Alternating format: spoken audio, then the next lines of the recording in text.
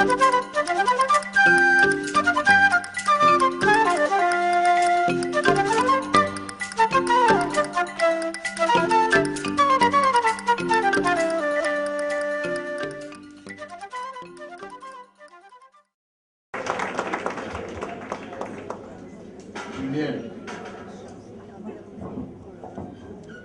Merci beaucoup.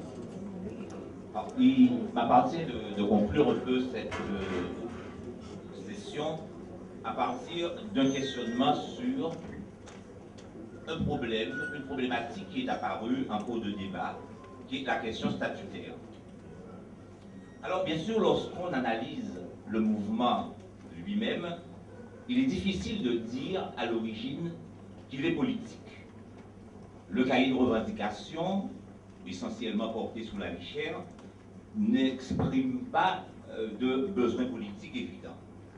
La seule revendication, la seule formule exprimée qui, à mon sens, dénotait une volonté d'aller au-delà, c'est lorsque le leader du LKP disait « Nous voulons changer la vie des Guadeloupéens ». Et je crois que poser le problème de changer la vie des Guadeloupéens, ce n'est pas simplement 200 €, ce n'est pas simplement la baisse du prix des supermarchés, c'est aller bien au-delà. Mais cet au-delà-là n'est pas défini.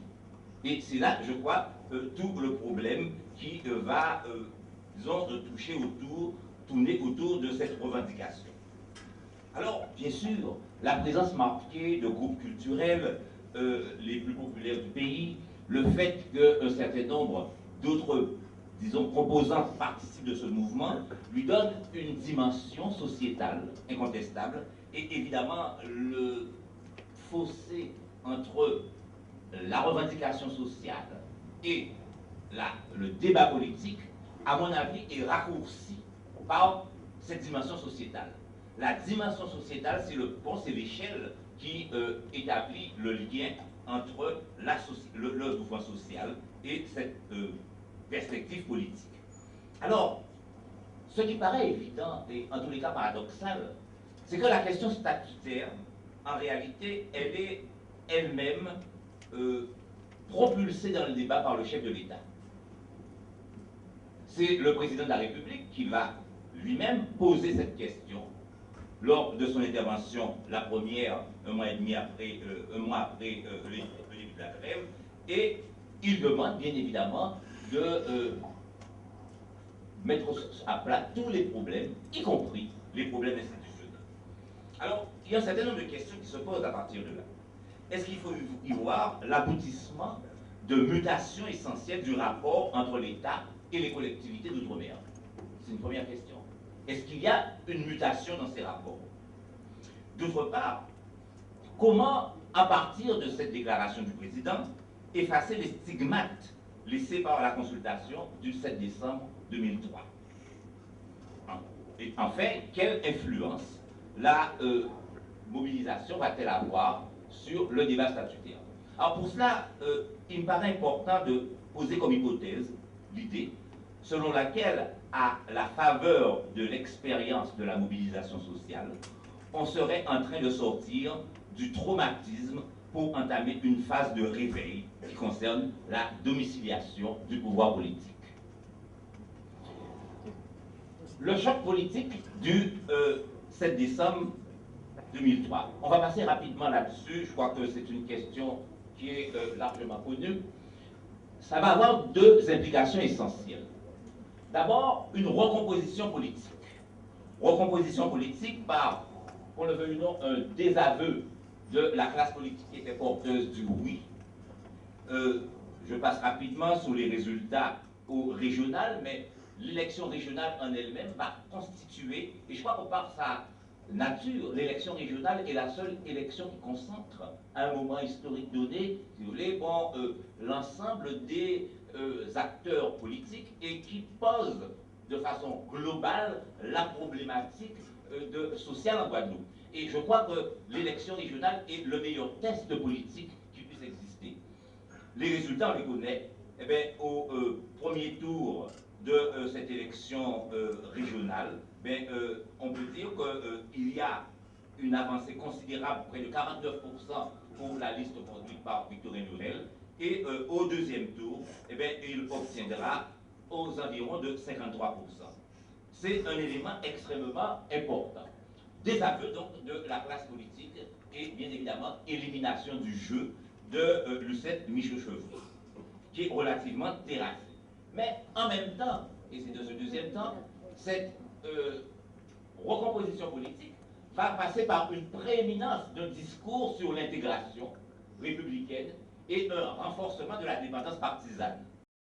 On voit un retour en force de stratégie partisane dictée depuis la rue Solferino ou depuis je ne sais quelle autre rue, si vous voulez, pour régenter la vie politique en Guadeloupe. Et ça, c'est un retour en force de ce type de stratégie partisane qui avait été quelque peu mise en retrait dans les années précédentes. Donc ce discours de l'intégration se décompose en deux séquences. La première séquence, c'est contraindre l'État à assumer ses missions et à défaut se substituer. Et ensuite, c'est la soumission des enjeux politiques locaux aux enjeux politiques nationaux.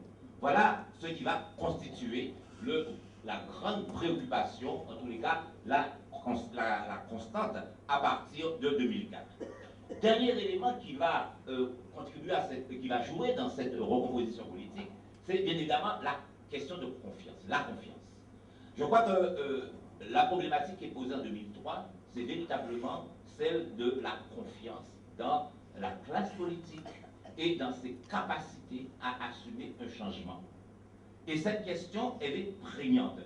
À titre d'exemple, hier soir, et je ne vais pas être long là-dessus, sur le baromètre Calistat, on remarquera que de 2002 à 2007, la confiance vis-à-vis des élus est toujours extrêmement négative pour culminer en 2007 à 69%. On arrive au deuxième aspect maintenant. Après, bon, on passe là-dessus sur la question de la confiance, on va passer rapidement, et arriver bien évidemment à la question statutaire. Cette question est mise sous le boisseau pendant un certain temps. C'est un sujet tabou qu'on ose à peine évoquer. Il est diabolisé par une convergence disparate, l'extrême droite fascisante, le Parti socialiste, une fraction de l'extrême gauche. Tout le monde considère que cette question, dorénavant, relève du tabou politique. Le débat institutionnel, il est absent du discours électoral, on ne le trouve plus dans les élections régionales ou autres, à telle enseigne que lorsqu'on regarde par exemple les élections régionales de 2004, tous ceux qui avaient opté ouvertement pour le oui reçoivent une déculottée exemplaire, si vous voulez, à l'occasion de ces élections. Il y a par conséquent une véritable remise en cause. Alors, et troisième point, on se trouve plongé au cœur d'une problématique nouvelle, nouvelle, en tous les cas qui se manifeste, qui est celle du rapport entre l'identité et la sécurité. Et c'est cet élément qui va rythmer la vie politique. À partir de 2003, la dimension sécuritaire prend le pas sur la dimension identitaire. Et on peut expliquer ainsi ce repli frileux par rapport à cette question institutionnelle. Alors, souvient ce mouvement social. Et évidemment, ce que j'appelle le réveil progressif du débat statutaire. On est dans une situation post-traumatique où finalement on est en train progressivement de réveiller ce débat. Comme il fallait s'y attendre, elle reprend sa place dans le débat politique. Alors les raisons, elles sont multiples, hein. Elles sont fondamentalement déterminées par ce que j'appelle la culture politique locale. Il y a une culture politique locale qui a toujours placé au cœur de ce débat la question du statut et des institutions. Alors, comment aborder ce débat aujourd'hui? À mon avis, il y a une première donnée, je l'ai appelée de façon assez provocatrice, l'État s'en va. L'État s'en va, il ne s'agit pas de renoncement ou d'une forme de largage, comme certains, on peut le croire, 5 minutes, je suis dans les temps. Donc, mais il s'agit, à mon avis, de la fin d'une époque. La politique postcoloniale, qui est née dans les années 60, qui était de type paternaliste, liée à l'affaire de l'Indochine et de l'Algérie, est aujourd'hui abandonnée pour ce que j'appelle la réelle politique sarkozienne. Ou, si vous voulez, l'idée de cette France d'outre-mer doucereuse, si vous voulez, ne fait plus partie des préoccupations essentielles. Les exigences du libéralisme s'impose par rapport, si vous voulez, aux contingences idéologiques. Alors, le discours de l'État a évolué considérablement. Ce discours a évolué et on a un niveau de discours qui apparaît. François Fillon, par exemple, lorsque le 5 janvier 2008 en Martinique, il nous dit ceci: l'autonomie en matière économique va de pair avec la responsabilité politique. Le même François Fillon, le 10 février, il demande de bâtir votre avenir commun. Je crois que de la part de membres du gouvernement qui ne prononcent pas des mots à la légère, lorsqu'on a ce type de discours, ça veut dire ce que ça veut dire. Quand on passe maintenant au président de la République, le 27 novembre, devant les maires de l'Outre-mer, voilà ce que dit Nicolas Sarkozy. L'Outre-mer, comme le reste de la France, doit être réformé car le monde change. Je vous demande de réfléchir, quel que soit votre territoire. Comment voulez-vous que l'Outre-mer reste immobile alors que la France c'est le cœur du monde? Vous voyez, alors il y a cette espèce de volonté pour la France, alors que l'Outre-mer c'est la France au cœur du monde, excusez-moi. Et dernière partie de ce discours, c'est le discours qui est prononcé le 19 février, la fameuse intervention télévisée, où là encore les propos du chef de l'État ne sont pas sont clairs. Je vous dis, en tout état de cause, la crise actuelle pousse à nous interroger sur le modèle d'organisation que nous devons adopter dans nos territoires. Eh bien, je suis prêt aussi à ouvrir ce débat. En tout état de cause, la décision vous reviendra le moment venu à l'occasion de la consultation qui sera organisée. Chaque territoire doit se réapproprier son destin. Je crois que c'est là la formule. Chaque territoire doit se réapproprier son destin. En d'autres termes, je crois que du côté de l'État, aujourd'hui, la question ne fait plus de doute. Même si, quelque part, si vous voulez, dans nos populations, il y a quelques hésitations sur les chemins à découvrir, l'État, lui, a tracé. Et je dis que ce que nous ne voulons pas construire, il nous l'imposera. Ensuite, maintenant, cette crise, à mon avis, qui est une crise de gouvernance, va révéler, si vous voulez, qui est révélée par la mobilisation sociale, va mettre en scène un certain nombre de faits. D'abord, les élus. Je crois que bon, ils sont en train de prendre le train statutaire en marche, avec une constance timide pour certains. Le président du Conseil général, et ça il faut lui en faire grâce, a toujours été de ceux qui disaient il faut quand même à un moment donné revenir sur cette question. D'autre part, d'autres, si vous voulez, bon, qui en avaient fait du refus le fonds de commerce, se trouvent aujourd'hui contraints de poser cette question en voulant anticiper et proposant même que ce référendum soit organisé le 7 décembre de cette année. Voilà donc, si vous voulez, une posture qui, à mon sens, amène, et la récente délibération du Conseil général de cette semaine, qui demande de travailler son projet politique en vue de la question institutionnelle, me paraît aller dans ce sens. Qu'en est-il maintenant du LKP? Si le LKP est prioritairement sur la question sociétale, la dimension politique est contenue dans cette phrase anodine. Et je la lis.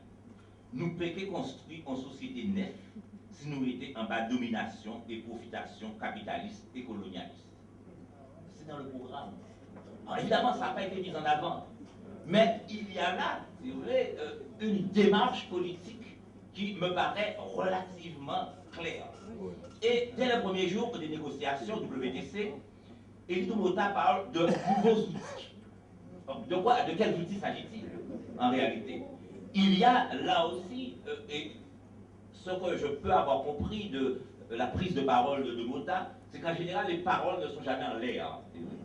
Donc, quand il parle de nouveaux outils, il y a nécessairement à envisager l'outil politique. Cependant, le LKP, pour l'instant, reste en dehors de la problématique statutaire. Cependant, son action n'est pas sans signification politique. Enfin, l'opinion. Je ne vais pas revenir sur le sondage. Hier soir, il a été suffisamment évoqué. Ce qui me paraît aujourd'hui important, et je conclurai par là. Si la population semble intéressée par un accroissement du pouvoir des élus locaux, il y a un certain nombre de questions qui se posent à l'issue de ce mouvement. Quelle est la place du politique dans les questions à construire? Comment situer le politique? Et partant, quelle place la société civile doit avoir elle aussi dans ce débat statutaire? En d'autres termes, aujourd'hui, que le mouvement social est rentré dans sa phase relativement calme, il s'agit de remettre les curseurs à leur place. Le curseur politique doit être à sa place. Le curseur de la société civile doit être à sa place. Alors, le débat est inévitable à plus d'un titre. D'abord, quelle méthodologie pour éviter les déboires de 2003? Quels hommes pour le changement? Parce que cette question viendra inévitablement. Et enfin, comment restaurer la confiance politique? En d'autres termes, comment bâtir un lionnage politique? Merci.